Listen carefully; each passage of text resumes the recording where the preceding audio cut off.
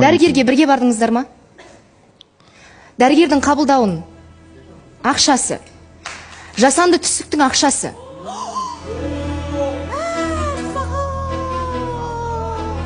Кім өтеді бұның барлығын? Диана ханым, өзім өтедім.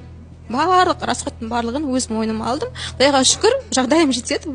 Соның барлығын өзім мойныма алуға тура келді. Өйткені сол күні мен айтқан болатын, мен приемға барам, маған прием ақшасын төлеуге дайын бол, смс-ка-мен QR жіберем дегендей, ссылкасын жіберем дегендей.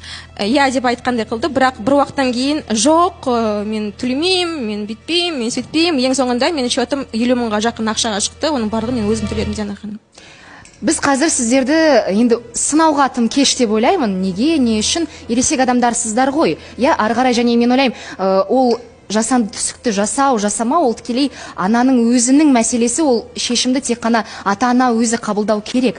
Бірақ бұл кезде Сұлтан негізінде енді сол баланың әкесі ретінде сізде бұл процеске атсалысу керек еді. Жоқ, ақыр бастаған екен, айтақта адам сияқты, сен бастауысың осы ақыр. Бұлай болсында, Диана ханым, мен басында айтқан туын сол нәрсеге мен қарсы болғамда, мен мына жақтан естіген әңгімелермен мен бұған барып айтқан туым, сен қазір эмоция беріліп, сондай қадамдарға барасың ба деп. Қажет емес ол нәрсе деген сияқты да. Мен до конца қалаған жоқ, мен әлі де қаламаймын, Диана ханым. Папаша, былай ғой.